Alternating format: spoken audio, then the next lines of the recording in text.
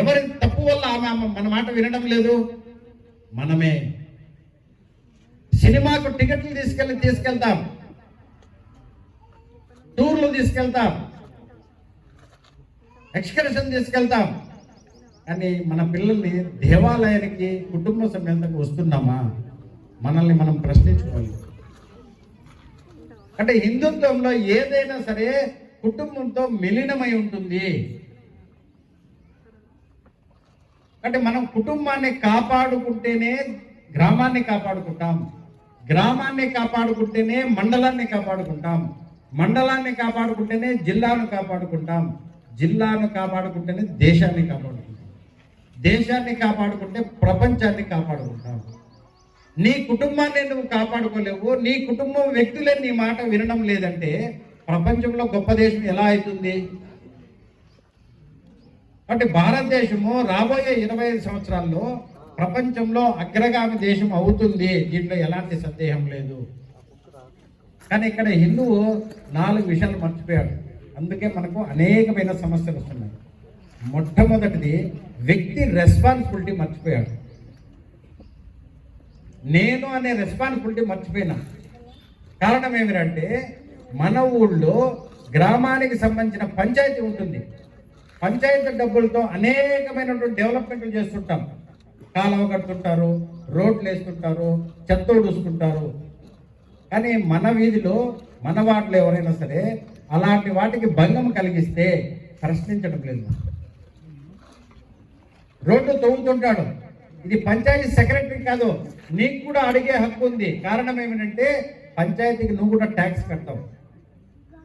ఇది సోషల్ రెస్పాన్సిబిలిటీలో వ్యక్తి రెస్పాన్సిబిలిటీ.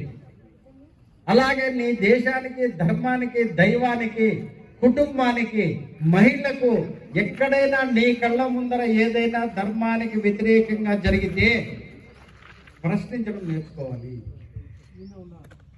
ఇది మర్చిపోయినాం మనం.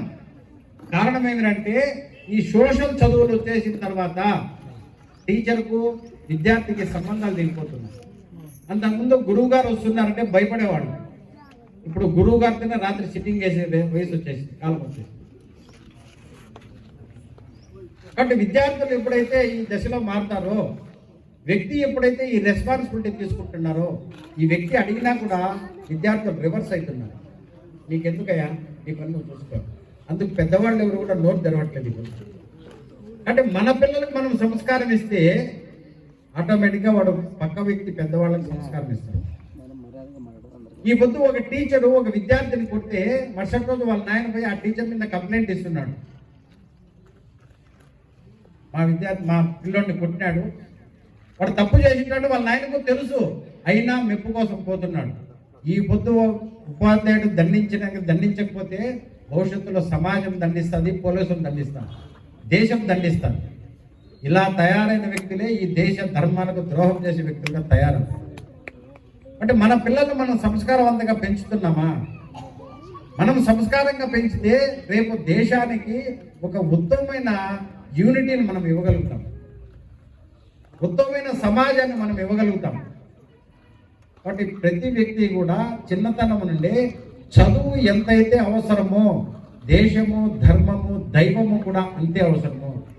స్వామి వివేకానంద అన్నారు, ఒక వ్యక్తి, ఒక కుటుంబము నీకున్నటువంటి శక్తి, సామర్థ్యం, జ్ఞానము, ధనము అన్నీ కూడా ఈ దేశానికి, ధర్మానికి ఉపయోగపడకపోతే